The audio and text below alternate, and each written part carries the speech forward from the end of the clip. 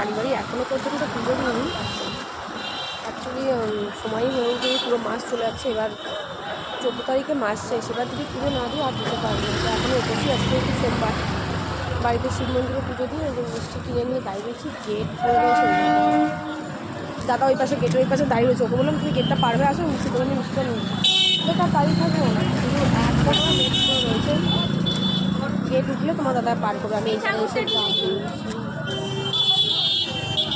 তো এখন বাজে 2টো। এবার তার মধ্যে রয়েছে পিসিবাড়িতে আজকেও নিমন্ত্রণ আমাদের। কী করবো বুঝতে পারছি না, আমার একেতেই সোমবার। হ্যাঁ, এবার মা বলছে একদিন না হয় নাই করলি সোমবার, পিসিমারে রাগ করবে। আমার দাদার আমার আমাদের সবার নিমন্ত্রণ রয়েছে, তো যার জন্য দাঁড়িয়ে রয়েছে। পুজোটা দিয়ে নিই কালীবাড়িতে, তারপরে দেখি কী করা যায়। তারা তোমার দাদা আসুন। এত লেট গেট খুলছে না কেন? তো চলো পুজো দিতে এখন।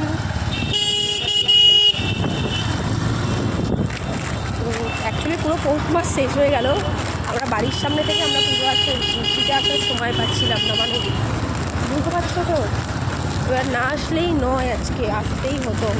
আর সময় পাবো না, আর সুযোগও হবে না। তো এই টাইমটা ফাঁকাও থাকবে, 2টো বাজে। আমি এখনও না খেয়ে রয়েছি, পুজোটা দিয়ে তারপরে কিছু খাবো। মা বললো পুজো দিয়ে বললো একদম ডাইরেক্ট পিসিবাড়িতে চলে আসবে। আমি ঠিক আছে, আমি দেখছি এখন পিসিবাড়িতে ডাইরেক্ট ঢুকে যাচ্ছি, ঠিক আছে না? তোমরা খেতে থাকো।